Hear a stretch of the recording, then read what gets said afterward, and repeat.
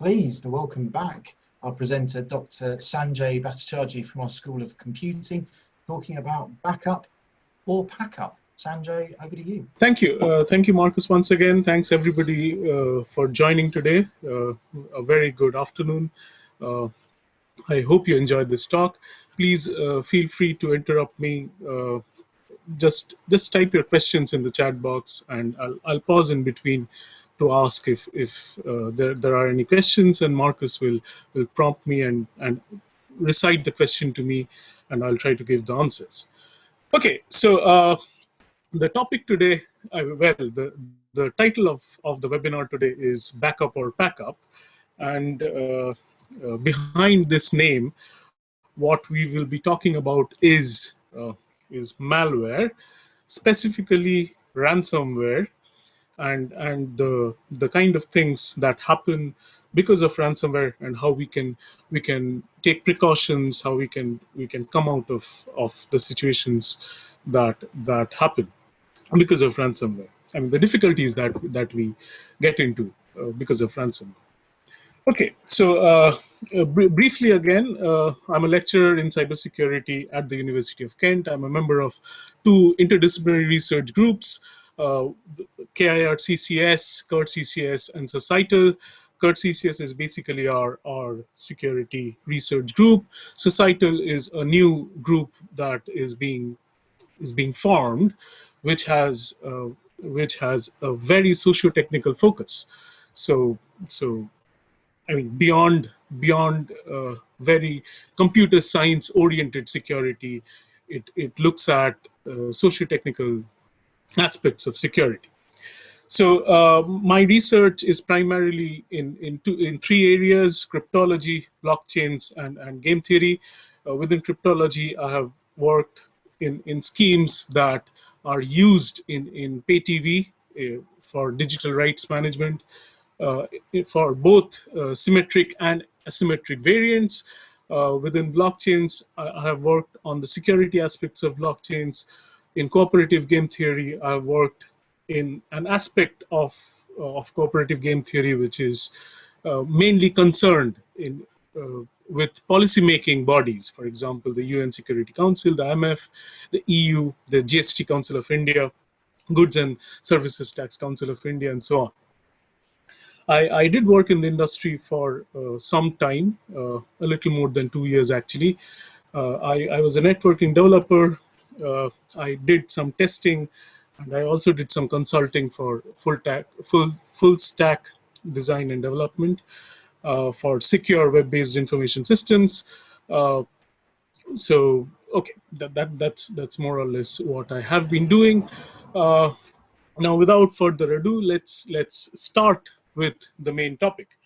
So malware. Malware, most of you must be knowing that it is malicious software which, if runs on our machine, it can cause harm in many ways, including causing a device to be locked or become unusable, to steal data, delete data, and encrypt data. Malware can be used to take control of our devices, to attack other organizations.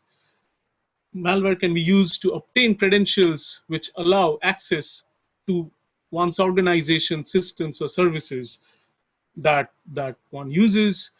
Malware can be used to mine cryptocurrency using our resources. So if I'm a victim, then my resources, my computer, can be used by the attacker to mine cryptocurrency. Malware is used for services that may cost money. So for example, my machine or my phone, if it gets affected affected by malware, then my phone can be used to make premium rate phone calls, right? So this definition and all these points have been taken from the NCSC website. So what are the different ways to attack or inject a malware in a system? There are 2 main categories in which these ways of attack fall. The first one is human mediated. The second one is system vulnerabilities getting exploited. So human mediated human-mediated ways of attack are, I mean, examples of human-mediated ways of attack are phishing emails, for example. So I receive an email with a link, I click on it, and I lose my credentials. So my login credentials, my password, etc., are stolen by the attacker who has created that link. So if I visit spurious websites, again, I give entry to my system to the web server, to the spurious web server. Of course, if I download attachments, or if I download files which have malware or malicious code attached to it, or if the specific technical term is piggybacking. So if malicious software is piggybacked along with the files that I'm downloading, then those files that are now on my machine have also carried the malicious software into my machine, right? So these are human-mediated ways of attacking a system. The best way to defend oneself in a very short, I mean, the best summary of saying that the way to stop human-mediated attacks would be training and awareness. Then, of course, if there are vulnerabilities in the system, that can lead to attacks.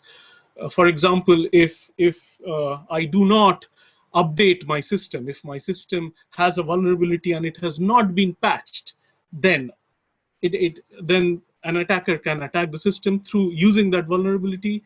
Zero-day attacks are those where a vulnerability gets discovered and the attack has been launched immediately before it is fixed. So those are called zero-day exploits or attacks. Vulnerabilities in remote desktop protocols. So these are protocols which get used when we are connecting from a remote location to a server. Say, for example, when we are working from home and we are using certain protocols to connect to our offices, then we are using remote desktop protocols. We will most likely be using remote desktop protocols. And if there are vulnerabilities in those protocols, then of course that again is a way in which attacks can happen in our system, and there might be compromises. Malware might enter our system. So the very again summarized way to say that I mean, the summary of the methods to stop these kinds of attacks would be software updates and audited implementations. So if there are vulnerabilities in the implementation that we are particularly using or not, so those vulnerabilities can be identified through software audits, right? So these are the two main ways, software updates and auditing of implementations, using which we can avoid vulnerabilities in the system. Now, the special kind of malware that we are going to talk about today is called ransomware. What is a ransomware? Ransomware is a type of malware that prevents you from accessing your equipment or data until a ransom has been paid to the attacker, right? So the first way is my computer gets locked out, right? The attacker just locks my computer and my password will probably stop working. Or my desktop gets freezed. I cannot do anything other than seeing what the attacker is showing me on the screen. Everything else is not, I mean, it's inaccessible to me. So the data on my computer might be stolen, deleted, or encrypted. And the ransomware can use my compromised computer, my compromised computing device. It could be a computer, it could be my mobile, to spread the malware or the ransomware to other connected computers, right, in the same network. Now, there are different types of ransomware. The one with the least amount of threat is called scareware. So scareware threatens or scares the victim with a message on the screen saying that you have accessed some unwanted website, or your computer has been affected by a virus. So this is, of course, a fake threat. It's a fake report that is being shown to me so that I get scared, right? And the moment I get scared, I would like to come out of the situation. So along with the prompt that I have been affected or I have been noticed by authorities, say for example, if I pay a certain amount, then I can avoid getting caught by the authorities. So it's basically a way to threat or scare the victim to extract money. So that's scareware. The actual, in reality, none of this would be true. I mean, I would probably not have accessed a pornographic website, or my system would probably not have had a viral infection, but it's being falsely shown to me that I have either succumbed to a viral infection or I have done something which is wrong. So an example of that is fake AV. It pretends to be a legitimate antivirus software. It warns of false threats found during a mock scan. So a pop-up comes up saying that system alert, your browser has been infected with an adware or malware causing you to see this pop-up. For immediate assistance, please contact system support immediately at a certain number, which looks like it's toll-free. Do not restart your computer to prevent further propagation, right? So the moment I call this number, they would ask me to make a payment so that the problem is evaded, right? So this is no real harm. This is no real harm unless I fall for it, right? So this is so scarewares are the first type of ransomware. They are least harmful to the system because it's actually a false alarm or a false alert which is shown to us. And if we can ignore it, if we are well aware of such traps which the attackers set for us, then we can avoid them, right? So the next category is locker ransomware, right? So it leaves the underlying operating system and user files intact, but it locks parts of the system which can only be released on payment, right? So the underlying file system, etc., everything is fine. Only say the desktop is locked, right? Or my input devices stop working, right? So only if I make the payment, they will release the desktop or the input device, right? So an example, of course, is the worm w32.rasith. It locks the desktop. Another example which works on Android mobiles, it's a Trojan called android.lockdroid.h. It locks the screen of mobile devices and displays a ransom message, something like this, right? Now, for mobiles, it's a little difficult to save the data because in such situations, what one would tend to do is try to do a factory reset. That may not always be possible to avoid this, but for desktops or for full-fledged computers like desktops or laptops, there is possibly an easy fix, which is, and it is a general recommendation, that whenever you are installing a system or whenever you're buying a new system, say a new computer, and you're installing an operating system, it is always advised to have the operating system installed in one logical drive and your data in a separate drive, right? In a separate logical drive. For example, on Windows systems, your operating system is installed in the C drive. You can have more logical drives, say for example DE and so on, which would occupy a part of your hard disk, right? Your secondary storage device, and you store all your data there.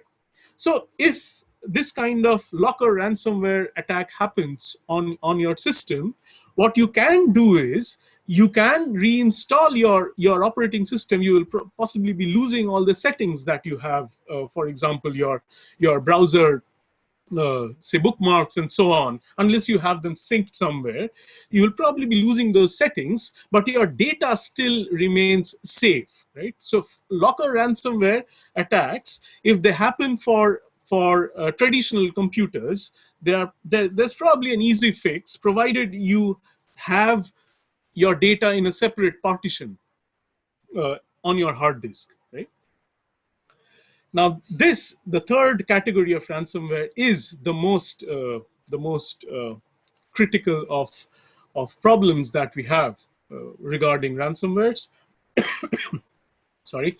So this is the variant where our files are encrypted. So the files that we have in our system, they are encrypted by the attacker, and then we are asked for a ransom payment, and unless we pay the attackers, they will either delete those files or threaten us to, if it's sensitive information, they might threaten us to sell those files on the dark web. And typically there is this warning that you should not contact the law enforcement authorities, and you should make the payment very quickly, say 3 days, or say 48 hours, or say a week. And as you delay the payment, they will increase the ransom amount. So if you don't pay, I mean, that's typically the warning that they give, that if you don't pay within say 48 hours, your ransom would get doubled or tripled, right? So what they do is they basically use encryption for a very standard term that we use in the context of security studies, that is called denial of service. So you are denied access to the files, right? So they use encryption for denial of service or for avoiding detection. So there are ways in which they are actually communicating. I mean, my system, the ransomware inside my system is communicating with some other program that's running at the attacker's end. So the encryption system can actually be used to encrypt that communication as well. So avoiding detection is another aspect of ransomwares. So that communication would be in a form that will not be, I mean, that cannot be detected easily, right? So crypto ransomwares, they typically can be polymorphic malware, which means that the program, the malware program, it is re-encrypted every time, or say in regular intervals, to avoid getting detected, right? So a polymorphic malware is one that gets installed in my system, it runs, and then it changes its the way it is stored in the system is changed by kind of self-encrypting and re-encrypting every time. So the file as it was initially when it got installed will change over a period of time. So detecting it becomes easier. Now, if the same ransomware attacks a different machine, again, it will probably take a different shape. So unless there is a pattern, detecting a malware or a ransomware becomes very difficult. So that's the polymorphic aspect of a malware or a ransomware. So again, there is cryptography involved there to hide, to make the malware undetectable. But the major problem again is encrypting of our user files, right? So encrypted files, so which can be decrypted only on payment, right? So this idea of a malware getting into a system, encrypting it, and then the attacker seeking ransom or some other I mean, the attacker might have different motives, but the whole idea of a system getting attacked and then the files getting encrypted, this was first conceived by Young and Jung in 1996. That was way before bitcoins. That was way before I mean, any of the attacks that we are seeing today, right? So it was theoretically conceived as an idea, and the term given then to this study was called cryptovirology, right? So this whole theoretical idea of cryptovirology, which was conceived in 1996, is now being manifested via these malwares, these systems, which can be used to attack attack users and companies. So potential use of cryptology for offense instead of usual defensive purposes was the main novelty here. So if you think of cryptology, crypto is typically used for defense, right? So when we are encrypting something, we are trying to defend the information from somebody who shouldn't be knowing what information is being exchanged, right? So crypto is typically a defense mechanism. Using crypto for offense was not something that was thought of before this work by Young and Jung, right? Okay. Now, if you think of crypto ransomware, they can be of three main types.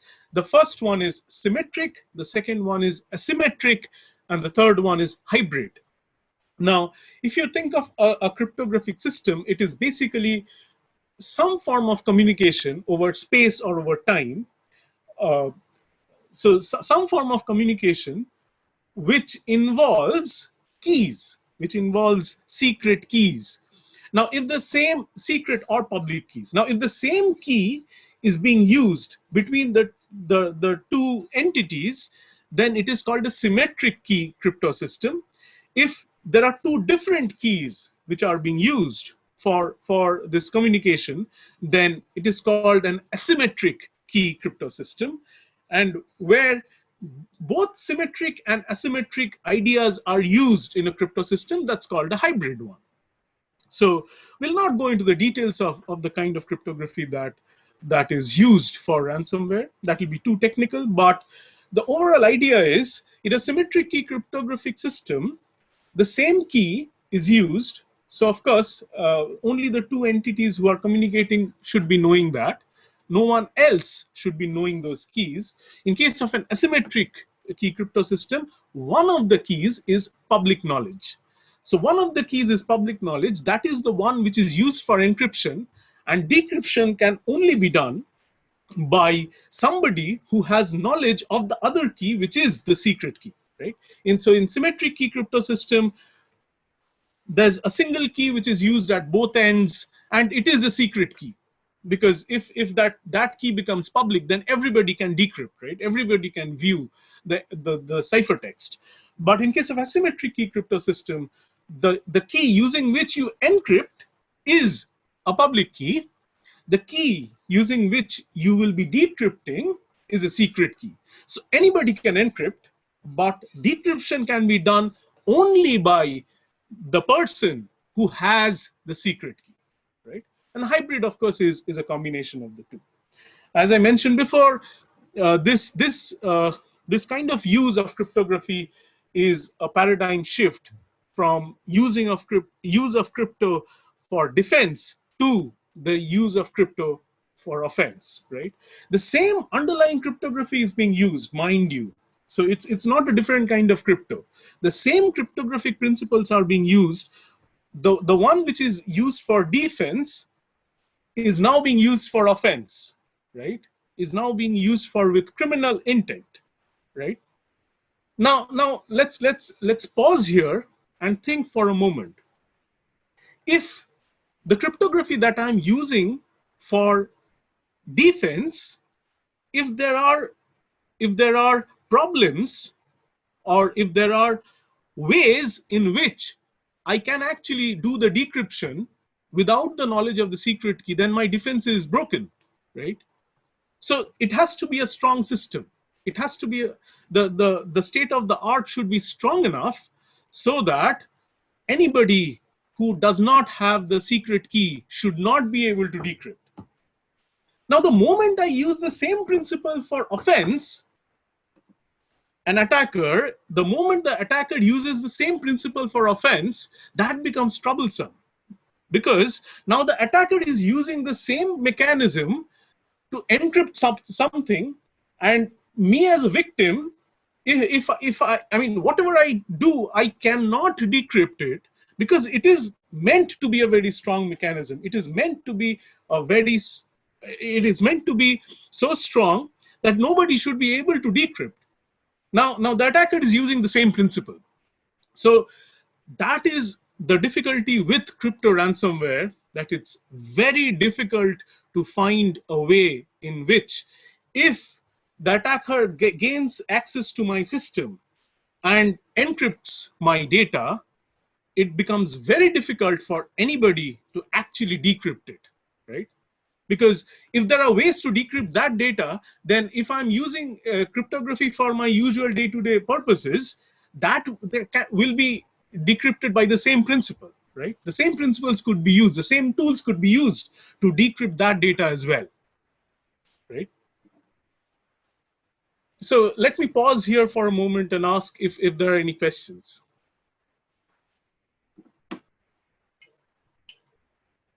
No questions at the moment, Sanjay. Just encouraging everyone to use that chat facility, and of course, if they wanted to share any personal stories about how they've been affected.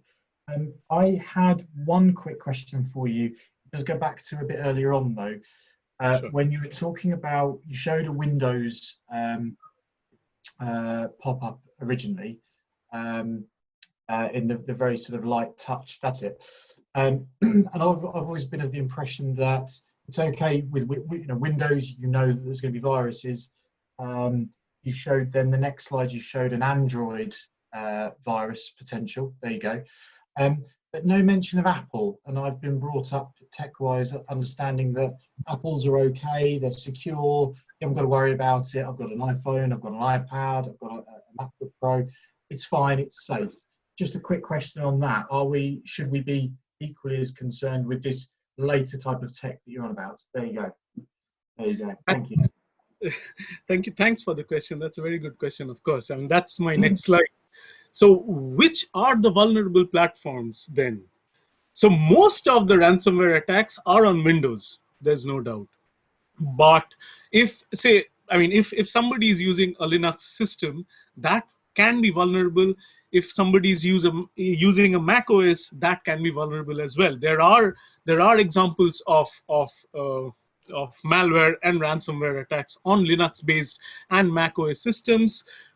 So yeah, even for iOS. So yes, all these are vulnerable as well. But the most common attacks are on Windows-based systems. There's no doubt about it. And the main reason behind that is common users. People who, who do not want to get into the nitty-gritties of how an operating system works, and people who typically prefer a very easy to learn interface for computing. They typically end up using Windows because that is something which gets used at most places.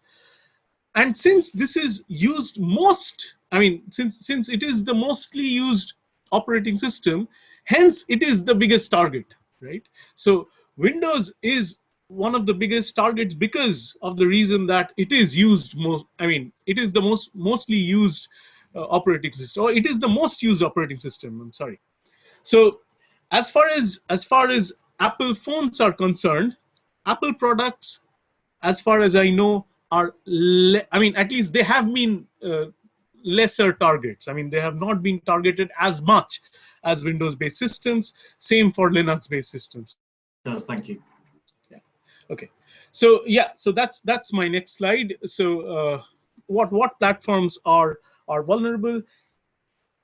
No platform is really safe. All kinds of platforms get attacked, but the most attacked systems are basically personal computers or servers, right? So yeah, very recently there are attacks on IoT based systems as well, which are being conceived.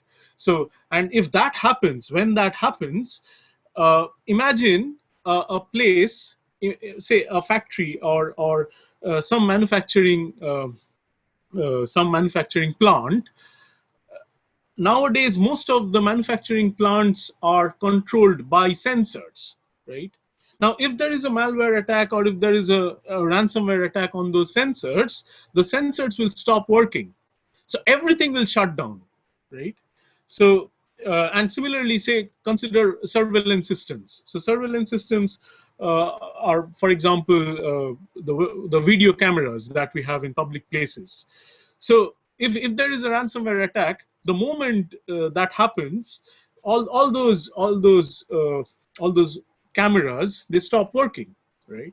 And then a power grid, for example, power grids nowadays are mostly controlled by software systems. Now, if there is an attack on that kind of a system, if there is a ransomware attack, then the attackers will actually be able to cause a huge power outage, right? So, I mean, these are genuine concerns that we should have in terms of uh, in general for malware attacks, and in case of ransomware attacks, of course. I mean, the kind of ransom that can be demanded for this kind of an outage, I'm not sure. I mean, it could be a huge amount which is demanded, and possibly people will have to give in. I'm not sure. I just hope that that doesn't happen. But these are genuine concerns. These are real threats that we have. Okay, so what is the typical currency for ransoms? So the ransom is typically demanded in cryptocurrencies, mostly Bitcoin. So if you are not acquainted with Bitcoin, it is a virtual currency. You would not see a printed Bitcoin note or a coin. So it's a virtual currency. It's a digital currency. It is again a cryptographically it's a cryptographically designed currency. So there is cryptography going on behind this currency. It's a decentralized system. So there is no government. There is no central authority that controls bitcoins. It's a distributed and decentralized system, and as of today, it's a very valuable asset. So one Bitcoin, I mean, today's price was, I mean, I just checked in the morning, so it was 8,430.59 pounds, right? So Bitcoin is very costly, and typically the attackers, they ask for payment in Bitcoin, right? So this Beasley 2019 breach briefing, it pointed out that most of the ransomware attacks in 2009 happened targeting small and medium-sized businesses, right? So small and medium-sized businesses are the ones which were targeted the most. Of course, middle market companies were also targeted, but small and medium-sized businesses were the largest targets. Individuals are targets as well. So individuals,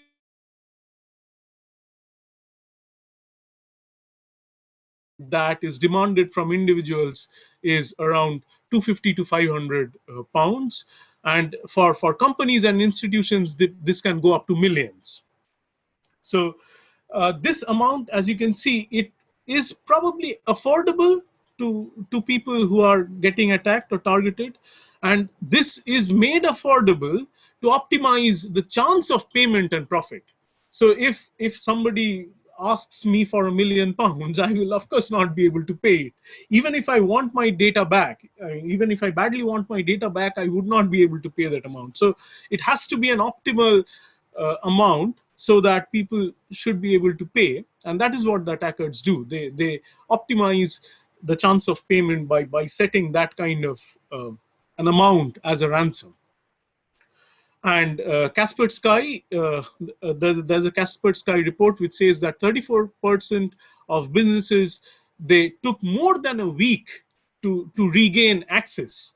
I mean, they even if they're paying, for them to figure out, negotiate, and finally make the payment, it takes a lot of time, and that is business downtime. So I mean, that is a huge loss to the company, in addition to the ransomware payment that they are making.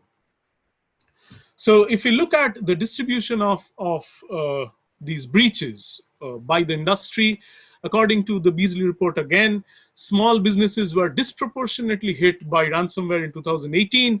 In fact, 71% of the ransomware incidents reported to BBR services impacted small businesses, which tend to spend less on information security and more and are more vulnerable.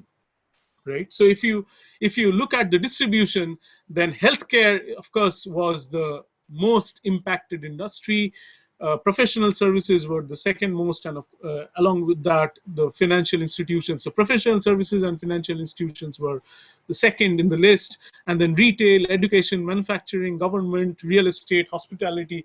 All these industries have been affected in 2018. So this is a 2018. The report came out in 2019, but it was on the incidents from 2018, and as you can see, across, I mean, all kinds of industries have been affected. And as of today, there is one attack every 14 seconds. I mean, which is crazy, right? I mean, there's one attack happening every 14 seconds, and the predicted cost to the global economy is $6 trillion by 2021, right? So this is again by the same report.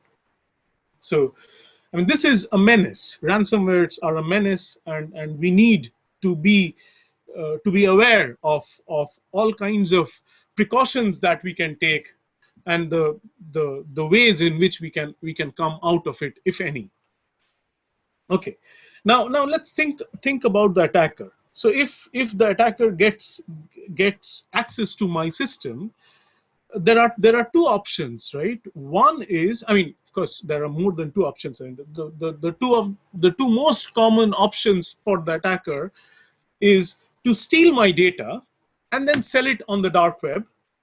The other one is to encrypt my data, leave it there, or maybe delete it, or keep, I mean, take away all the data, delete it, and store it with at the attacker's server, which is very unlikely. In most cases, they just leave the data on the computer in an encrypted form with a note saying that if you want your data back, then pay us a ransom and by this date, and things like that. So there are two main ways in which the attacker can use our data. One is selling it on the dark web. The other is holding the data for ransom, right? Selling the data is not profitable. Only a few cents to a few dollars per record is the typical price of data being sold on the dark web. But if they hold us for ransom, then several hundreds to millions of dollars that get directly paid to them. So ransomware attackers, the first thing they do is they ask for ransom, and then there is a threat that they put forward that if you don't pay us, then we will sell the data, right? This is another aspect which has been brewing up for some time, which is ransomware as a service. This is an emerging new threat. Now, this is basically ransomware kits being sold on the dark web for a small fee, or they are made available freely. Anybody with limited technical skill can actually use these services, can buy these ransomware kits or can download these ransomware kits, and they can actually launch a ransomware attack. So the typical steps are: go to that website, enter a ransomware amount, create a ransomware note, download the ransomware, and then do the attack. So, I mean, what is the economic aspect of this? I mean, how does the creator of the ransomware as a service benefit from this? So they get a small fee for the download, but if the ransomware attack is successful, they get paid 5% to 30% of the ransom. Now, that is the main motivation for creating such ransomware as a service. I mean, that's the main motivation for providing ransomware as a service. So somebody creates this ransomware as a service toolkit and puts it up for people to be able to download them and use them as they would use any other software, and then launch attacks. right? Okay, now a few attacks that we have been seeing. Again, if there are any questions, Marcus? Nothing at the moment. Okay, thanks. So some attacks. So Reviton is one of the most famous screen lockers. It appeared in August 2012. It used one of the most common exploit kits called black hole. Again, it's a Windows exploit. So what this black hole exploit did was it downloaded another malware called Citadel. Citadel is typically used for stealing passwords, and that Citadel, Citadel would then be used for downloading Reviton. So it locks the screens and shows the victim a warning, and it pretends as if the warning is from a local police authority, some local authority like the police, and then demands the money. So pretends to be some authority and asks for money, right? Another very common ransomware is called CryptoLocker. So it first appeared in 2013 on 5th of September. It was distributed through email attachments that looked like PDF files on a Windows computer. So if you open a Windows computer and you look at files, you would typically not be able to see the file extensions, right? So when it appears on the folder or on your desktop, if it has an icon which resembles that of a PDF file, you would not be suspicious of it, and you may want to open it, right? So these are email attachments. CryptoLocker came as, it was distributed as an email attachment that looked like a PDF file on a Windows computer, right? It was the first attack was initiated using the Game Over Zeus botnet. So this again is this again is a way of infecting systems, which I'll be talking about in the next slide. But at this point, it is to be noted that it is not just emails. So this, so CryptoLocker spread in two ways. One was using the Game Over Zeus botnet. The other one was then subsequently used, which is basically phishing or email messages, using which a person would download the malware or the ransomware, right? Okay, so what is a botnet? A botnet is basically a network of robots, or you can think of robots as software programs, right? So you can think of botnets as a network of automated programs, right? So these programs, they have to be installed in several compromised machines to be used maliciously. So say this is an attacker machine. It would install this malware or this botnet into several other machines, and then all these machines can then be used. These are compromised machines. All these machines can then be used to attack, say, a target machine, right? So that's how a botnet typically works. So it infects several machines, and all those machines can then be used to attack a particular machine or target, right? So the botnet architecture, it can be a client-server architecture, or it can be a peer-to-peer architecture. So if it's a client-server architecture, then there is one single machine that is controlling all the other botnet machines or victims or compromised machines. If it's a peer-to-peer architecture, then every machine kind of communicates, every compromised machine communicates with all its peers, and then that's how it works. So the Game Over Zeus botnet, it was used, it uses an encrypted P2P communication system to communicate between its nodes. So it uses a P2P encrypted communication system. It establishes connection to a command and control server that then controls and monitors it. So although the communication is P2P, for its functioning, it typically uses a command and control server, right? And and that's how it functions.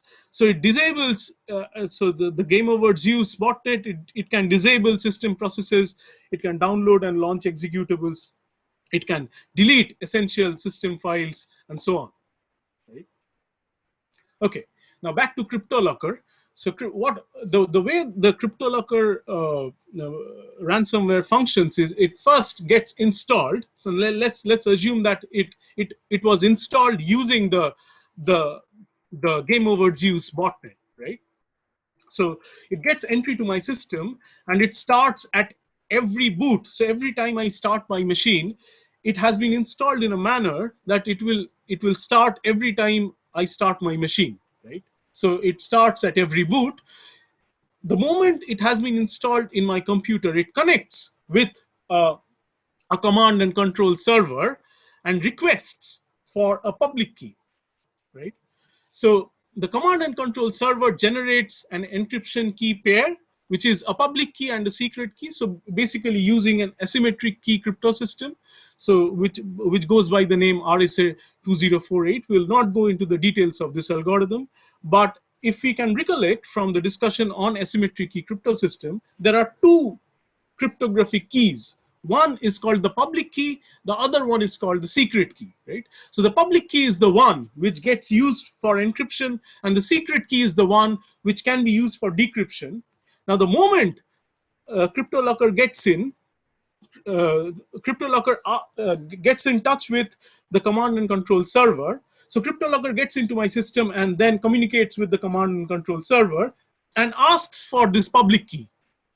This is the one that it will use for encryption, right? So it communicates with the command and control server and asks for a public key, which is using a certain algorithm which is called RSA 2048. Right?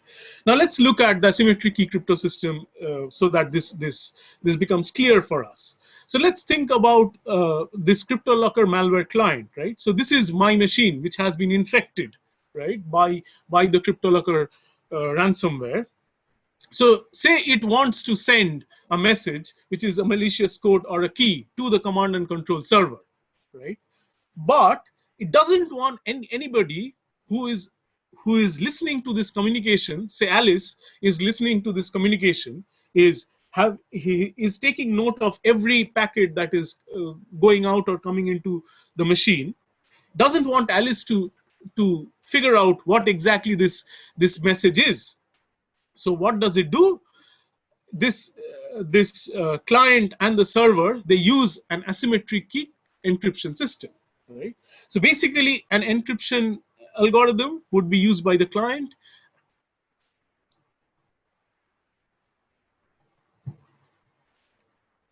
Yeah, so an encryption algorithm will be used by the client and a decryption algorithm will be used by the server. In this particular case, one could reverse the role, of course, right? So whoever has the public key does the encryption, whoever has the secret key does the decryption, right? So this message and the public key gets into the encryption algorithm. The encryption algorithm creates the ciphertext. The ciphertext goes to, this ciphertext then goes through the network and reaches the server. The server takes in the ciphertext and the secret key, and the decryption algorithm uses the secret key and the ciphertext to find the message, right? So if this message was going as a plain text, then Alice could see it and could figure out what the message is. But since now it has been encrypted, even if Alice sees this ciphertext, Alice cannot figure out what exactly is being sent, because the message has been converted in a form that Alice cannot make out unless Alice has the secret key. Now the server has the secret key. So once the ciphertext reaches here, it can use the secret key to decrypt the message. But since Alice does not have the secret key, Alice cannot decrypt it, right? So the encrypted data cannot be decrypted without the knowledge of the secret key, right? Okay, now back to CryptoLocker once again. So the command and control server has received the request for the public key and the secret key pair. It generates the public key secret key pair and the public key is then sent to the CryptoLocker on the victim machine, the client machine, right? Now, this public key is subsequently used for all encrypted command and control communication, right? So once the client receives the public key, sorry, it can encrypt any message that it wants to send to the server. So once the client receives the public key, it can encrypt the data in the machine using that public key. It can encrypt, say, some other key and send it to the server to say that this is the key that I'm going to use to encrypt the data in the machine, right? Say it can generate this client, this malware client, this ransomware client can generate a random key within the machine, within the compromised machine, and using that key will encrypt all the data and just inform the server that this is the key that I have used, right? So any communication between the compromised machine and the command and control server can now be secured or can now be encrypted using this public key, right? And then, of course, once it has encrypted all my data, once once the ransomware has encrypted the data in my machine, it prompts the victim with the demand for ransom, right? So that's the overall idea of a ransomware getting into my machine, encrypting the data, and then seeking the ransom. And in the process, it communicates with the command and control server, right? So this is CryptoLocker in particular. I mean, other ransomwares could behave in a little different manner, but the overall idea would be the same. It would be using some kind of key to encrypt my data, for which the decryption key can only be fetched from the attacker, right? So that's the overall idea. Okay. Now this is another very notorious ransomware. It's called WannaCry. This is from 2017. So WannaCry, it used to spread like a worm, right? So what does that mean? Once it infects a machine, it used to scan for other vulnerable machines which are connected to this machine, right? And then from the already compromised machine, it would compromise the other machine which is connected to this one. So that's what spreading like a worm means, right? So this leveraged a vulnerability in Windows machines again. So this, I mean, that the vulnerability that existed in Windows machines, that could be leveraged using a piece of software which is called Eternal Blue.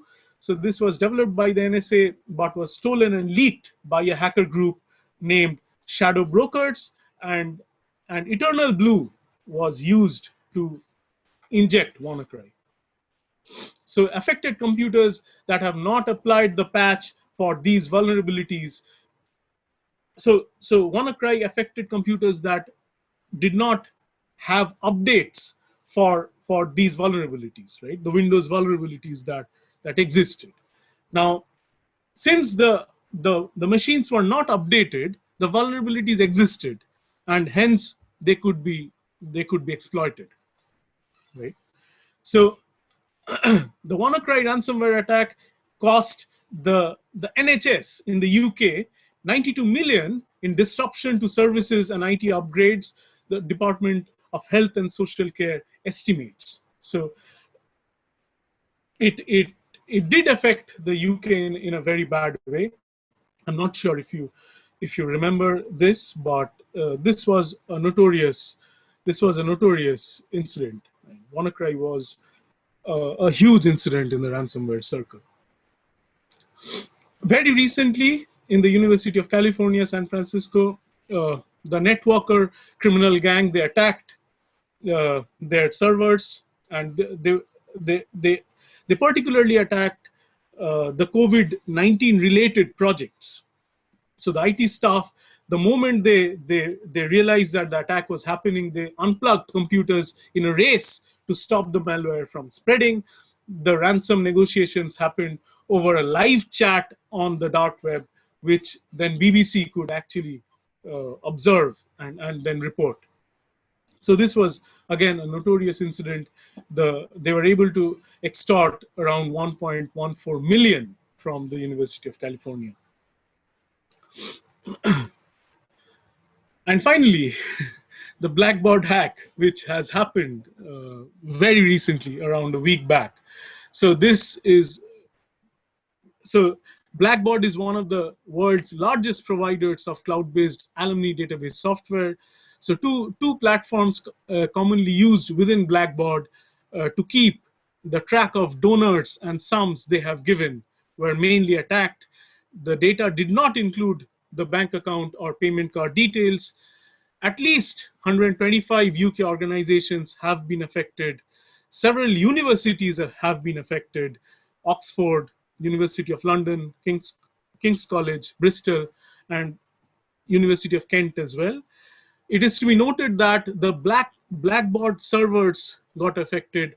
Our servers didn't get affected. So our data was there with the Blackbaud servers, and that is what got compromised, right? And there are several charities and non-profits which got affected as well. So these are a few ransomware incidents. I'm pretty sure you would be hearing news on ransomware attacks very often, and this is the overall this is the overall state in which we are at the moment. We are facing these attacks. These are real problems that we are facing. Data is something which we depend on in our daily lives, and ransomware attacks just make it, it's a notorious thing to happen. So I'll pause once again here, and I'll ask if there are any questions. At the moment. Okay.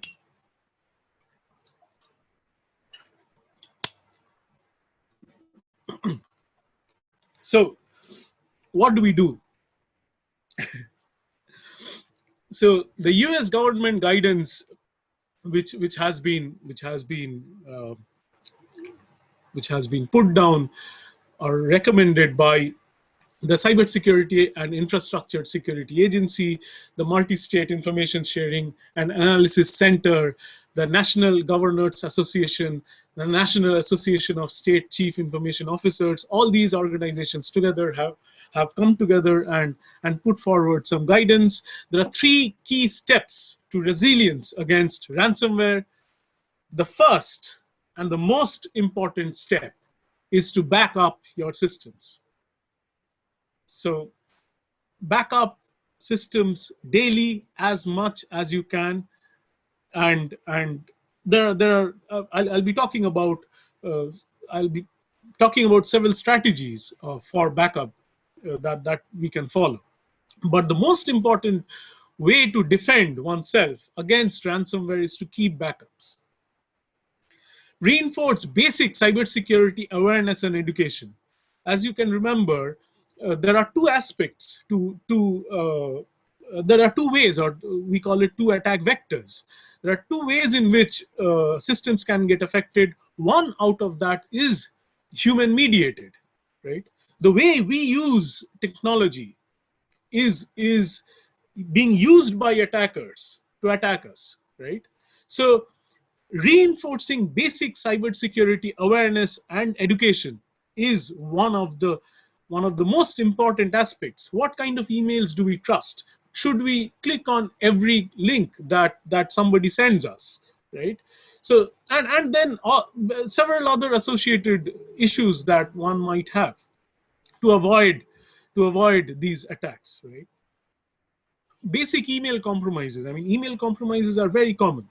So yeah, so that's one of the main aspects of defending oneself against cybersecurity attacks, against cybersecurity attacks in general and ransomware attacks in particular. So the common suggestions are update software and operating system with the latest patches, right? That's one of the main suggestions. Never click on links or open attachments from emails that you do not recognize, right? Or you do not expect, right? Improve authentication security. Use very strong passwords. maybe password managers if that suits you. Use multi-factor authentication wherever possible, right? Use secure networks. So avoiding public networks is something which can save a lot of trouble. I mean, public networks, I mean, are one of the main sources of getting attacked. I mean, getting access to our computers. And the third recommendation was revisit and refine cyber incident response plan. So what if an attack happens? So we should be ready to respond to such situations, right? So these are the three main guidance points. So backup, awareness and education, and having a response plan. So this is from the US. Microsoft's recommendations are, again, backup important files regularly.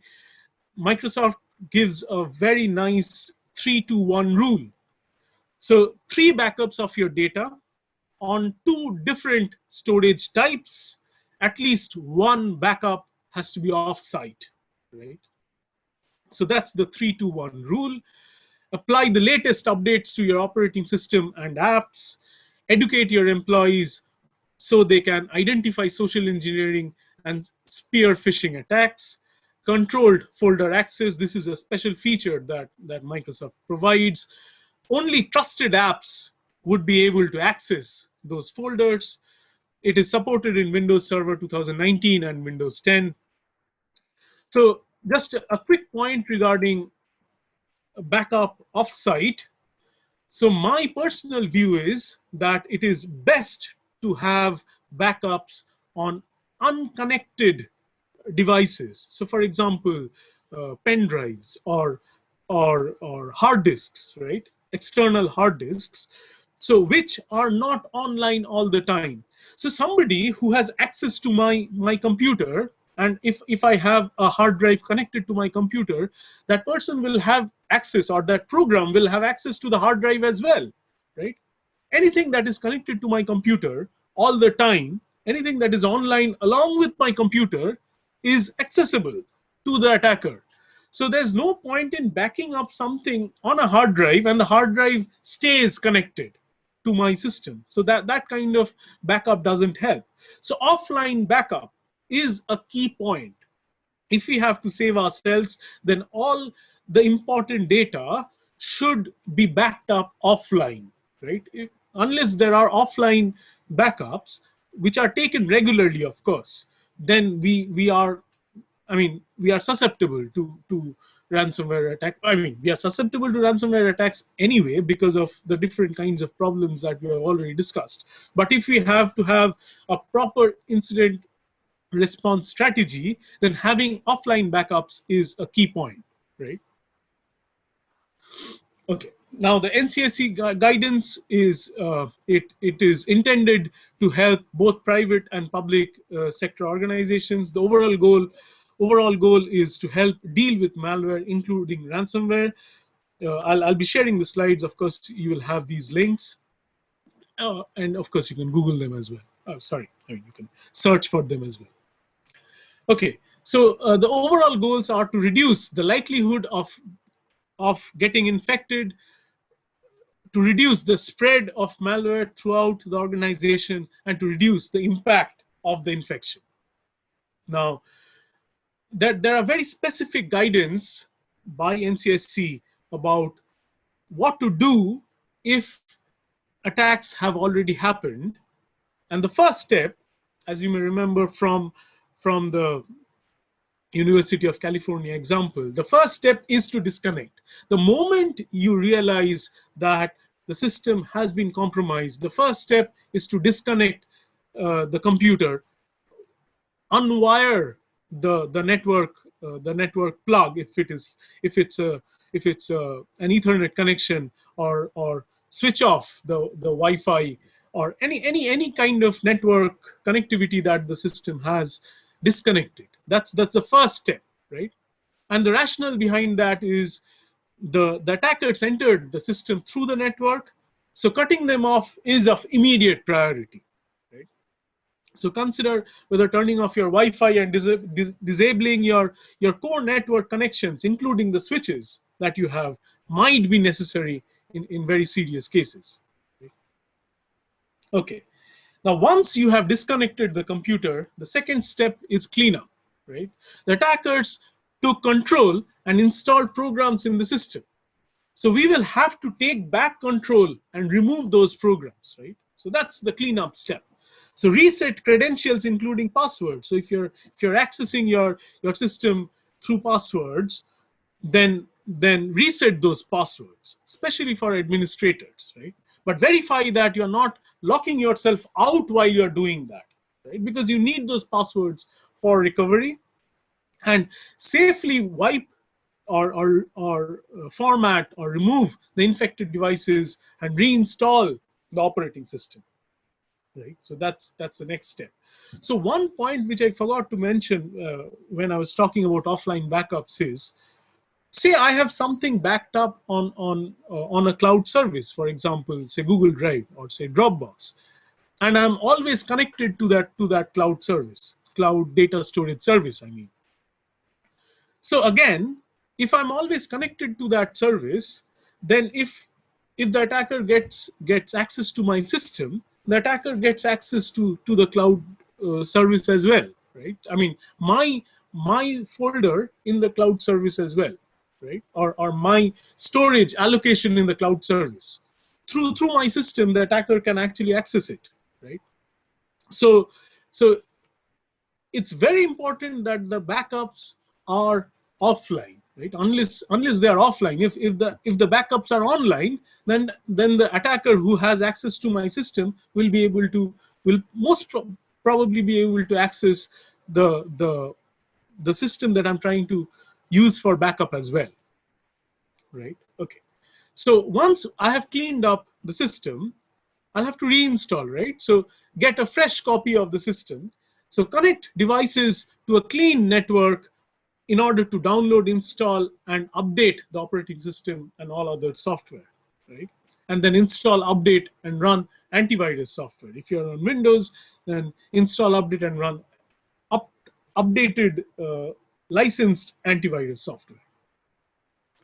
And then finally, restore and reconnect, right? So reconnect to the network, monitor network traffic, and run antivirus scans to identify if any infection remains. And before you restore from a backup, verify that it is free from malware and ransomware. You should only restore from a backup if you are very confident that the backup is clean, right? So these are the steps that the NCSC provides in its guidance as a post-attack measure or post-attack set of measures, right? There's an NCSC blog which is titled Offline Backups in an Online World. So it provides 4 key rules. The first rule is called the offline rule. At any given time, are one or more of your backups offline, right? If not, you should do that. You should keep at least one of your backups offline, right? The second rule is the recovery rule, so which is the data in your cloud backups restorable and recoverable? If not, you should make sure that they are. In particular, in the case of cloud backups, they typically allow us to recover to a previous state, right? So previous versions of the data that was stored in the cloud. So that is something which would help us. So even if the latest version on the cloud has been affected by the ransomware and has been encrypted, we should be able to get back to a previous version, right? So that's the recovery rule. The 3-to-1 rule, of course, we spoke about it as at the time of the Microsoft recommendation. And finally, the regular rule: is the critical data backed up regularly? If not, then do it. Critical data should be backed up regularly, right? Okay, so the summary of defense techniques are all mostly in terms of prevention. So what we should be doing to prevent this kind of attacks. Take regular backups is of course the most common prevention technique. Well, prevention in the sense that taking backups, of course, would not prevent an attacker in getting into the system and I mean encrypting my data. So that will not be prevented, but the loss will be prevented. Even if the data gets encrypted on my computer, I still have a backup of it, so I do not lose much, right? And security patches and updates. This is again very crucial to note that. So the second factor in any attack vector is basically system vulnerabilities, and as system vulnerabilities get discovered, they are patched as well. So if we keep on updating, if we have the latest updates in our computers, then of course the computers are most likely to stay safe against vulnerabilities which have been recently discovered, right?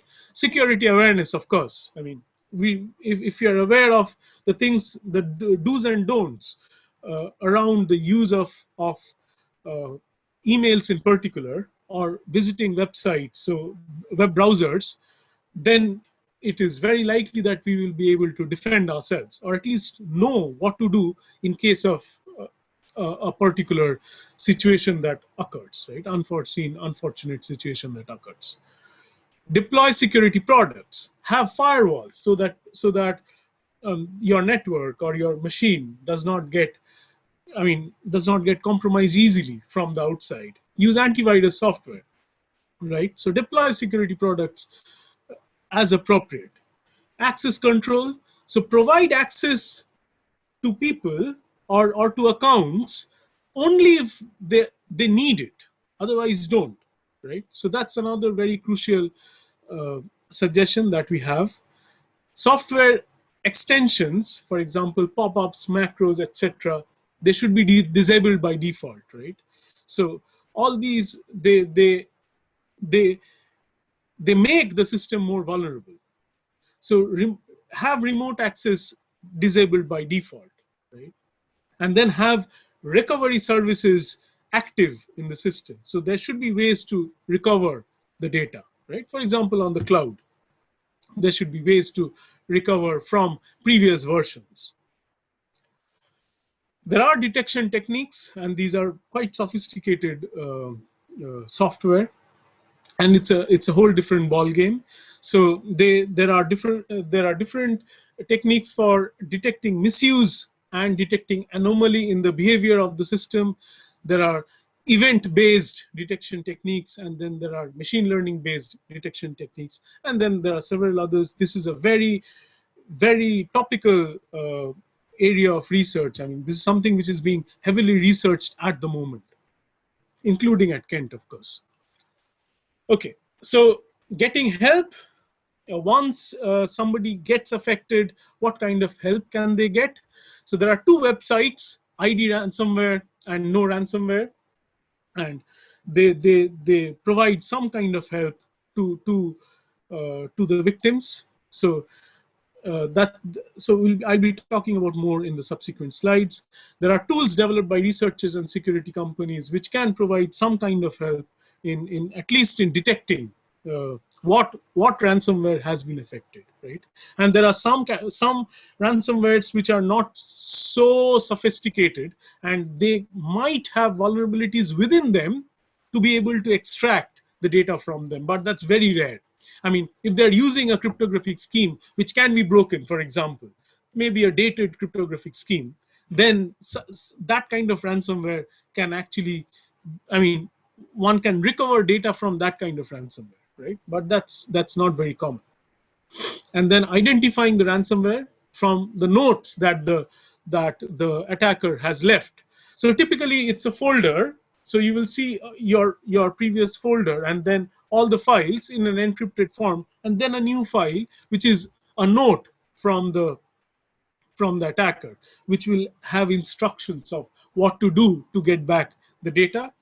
And then ID ransomware, this web service, they have already identified 911 varieties of ransomwares.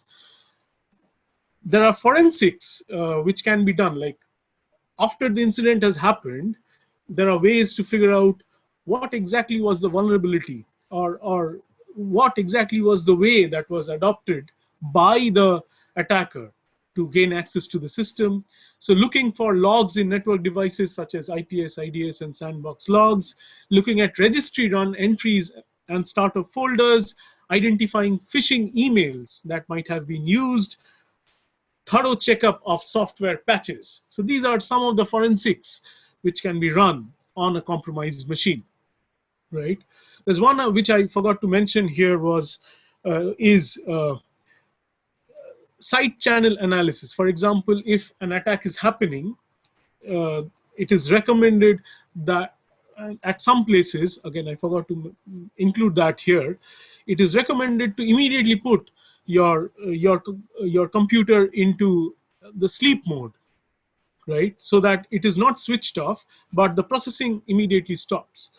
So if one can capture the status of the ransomware being processed in the memory, if one can get that picture, then that can reveal a lot. For example, the secret keys could be revealed. The public keys could be revealed, if not the secret keys themselves. If it is a symmetric key crypto system which is being used, then the secret key itself would be there on the RAM, on the primary memory. So that could be recovered. So that's one of the ways in which ransomware attacks, if one can detect it happening immediately, then putting the machine into the sleep mode can help in forensics and recovery, right? So these two websites, ID ransomware and no ransomware, so this is how they look. So this is ID ransomware. You can provide the ransom note for them to identify which ransomware has affected you, or you can provide a sample encrypted file, addresses, Bitcoin addresses that they might have provided, or email addresses that they might have provided. You can provide these for them to identify which ransomware has affected the system. And then the other one is no more ransom. This is how they look. It's very similar. So again, you can choose the first file, the second file from the PC, and you can upload it for them to analyze. And of course, you can upload the notes as well here. So you can get in touch with experts. Of course, you can contact the National Fraud and Cybercrime Reporting Center, which is also called Action Fraud. I mean, the system in place is called Action Fraud, or the process is called Action Fraud. NCSC runs a commercial scheme called Cyber Incident Response. That's a set of certified companies who provide crisis support to affected organizations. The Cybersecurity Information Sharing Partnership, or CISP, is a safe portal to discuss and share intelligence to assist and raise the UK's cyber resilience. And you can, of course, keep on following the NCSC guidance on protecting your organization from phishing attacks. Right? If you think it would help, we have experts in our cybersecurity research group, CERT-CCS, which I mentioned at the beginning. It's called the Kent Interdisciplinary Research Center in Cybersecurity. There is extensive research on ransomware going on here. Please feel free to drop an email to any one of us, and we can try to help you. This I mentioned, the cryptographic research which initiated the study in 1996. It's a very interesting resource. If you're cryptographically inclined, then please do visit this website. It is very resourceful. I'm not sure how up to date it is, but it is very resourceful. You can have the cryptographic understanding behind ransomwares. Thank you very much. Wow. Well, first of all, thank you, Sanjay. That was absolutely phenomenal. Thank you so much for that, because you put a huge amount of effort into that and a huge amount of things to think about. I think for me personally, It was interesting. I wanted to ask that Apple question because, like I said, I've always been sort of brought up that Apples are fine because it's technology that's not as widespread in the marketplace in terms of operating systems. But of course, the Apple iPhone, I believe, is the most popular phone of that versus Android, and so keen to get your thoughts on that and clear that they're not exempt. I had a question around, I've been asked by a few companies when we were putting out this webinar around, they've got the sort of Windows standard defense that's built in to their deployed to the networks. I'm talking SMEs and micros, so 10, 20 machines maybe. And they've gone away from using Norton or McAfee. Other obviously programs are available, of course. I'm not asking you to recommend any, of course I'm not, but with so many different things out there and something being built into the OS, what sort of things should people be looking out for when they are deploying on their machines?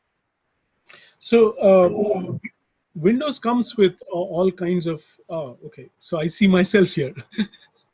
Anyway, yeah, so Windows comes with all kinds of defense mechanisms. So Windows Defender used to be one. I'm not aware of the latest facilities that Windows provides, because I personally am a Linux user. But I mean, my suggestion would be to keep on following the blogs or the security magazines, which come up with different different softwares which are being made available daily, right? If we patch Windows properly, if the system is up to date, then that should be enough in my opinion. And if we have a proper antivirus in place, that should be enough.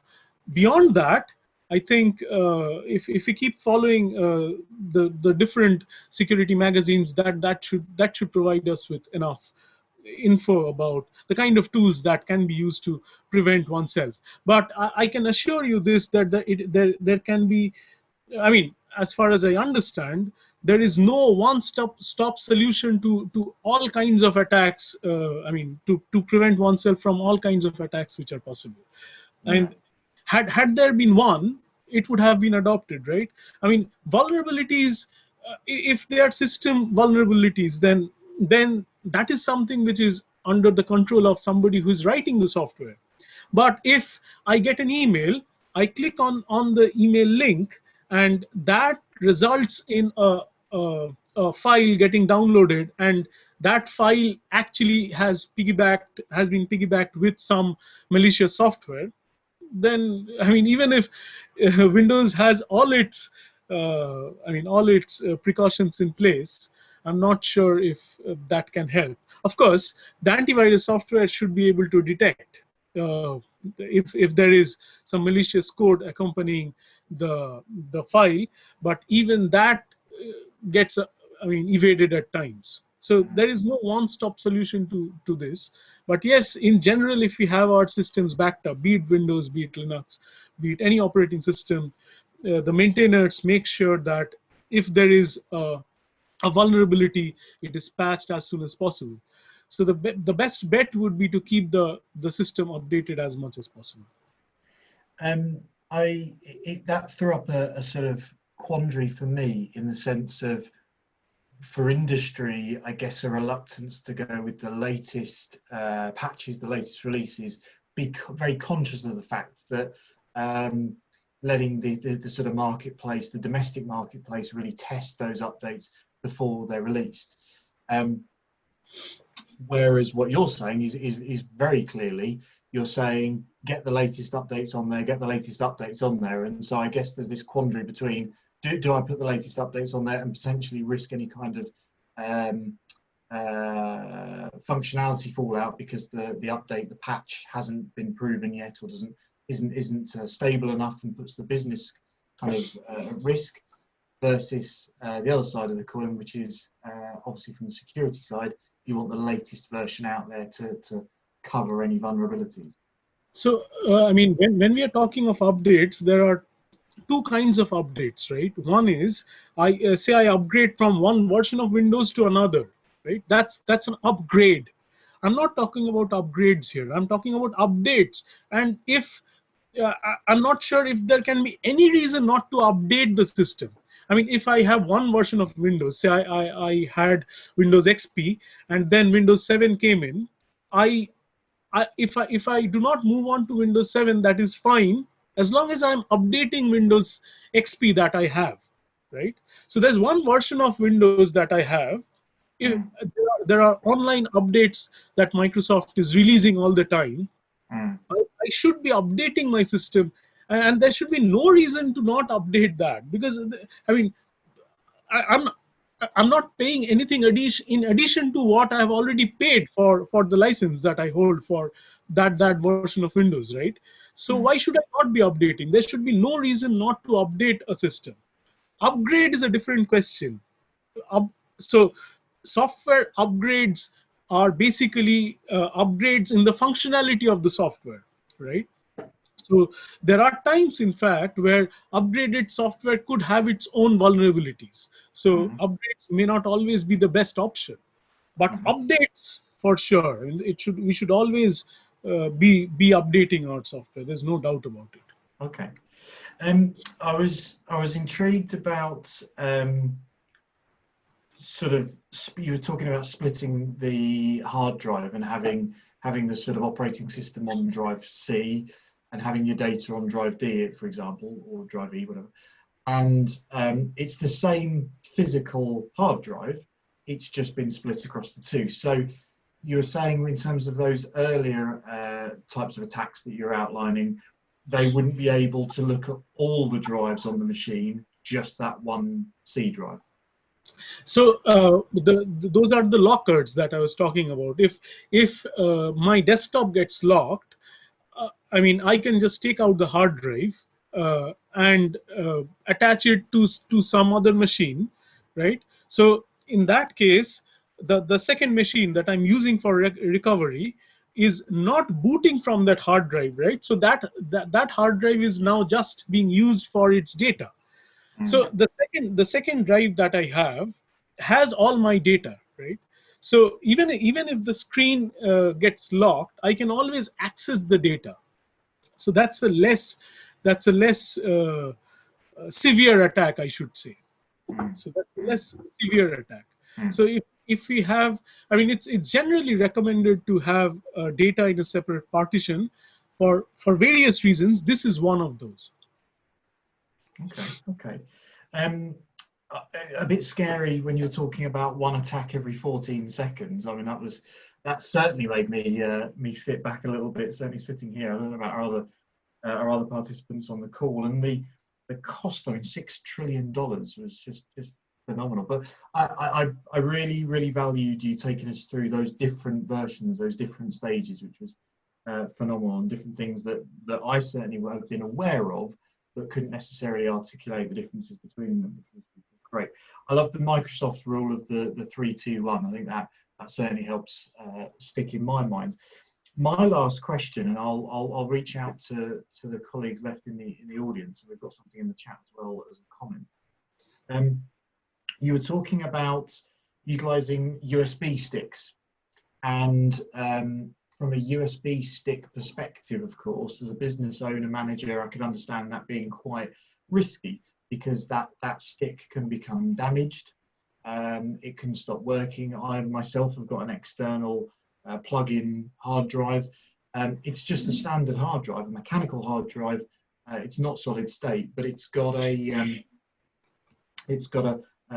power supply. It's an IDE hard drive, so it's the risk there is if I kick it over or it falls off the desk, it gets damaged. So I've always been a real advocate for cloud, but of course what you're saying is that with every opportunity, I guess, becomes a risk, and you're saying that the cloud approach isn't perhaps quite as secure as I was thinking. So offline backups should never be a single copy backup. I mean, if I'm keeping an offline backup, it should be in at least two places, so that even if one of the hard drives fail, the other one most probably be working, right? Sure. The problem with cloud-based backup is the fact that, I mean, connecting to the cloud-based backup is mostly continuous. I mean, we are always connected to a cloud-based backup. I mean, if somebody has Dropbox installed, I mean, that's one of the cloud providers, right? So if somebody has one of the cloud providers providing them with data backup systems, then and they are always connected to it, then if the attacker has access to the system, they would have access to the I mean, to the cloud folder as well, right? To the clouds, I mean, clouds replication of the data on the machine as well, right? So the attackers can attack that system. Sure. What I'm going to do now, first of all, is say formally, Dr. Sanjay Bhattacharjee from our School of Computing, thank you so much for that phenomenal webinar. Thank you. You're most welcome. It was a pleasure talking.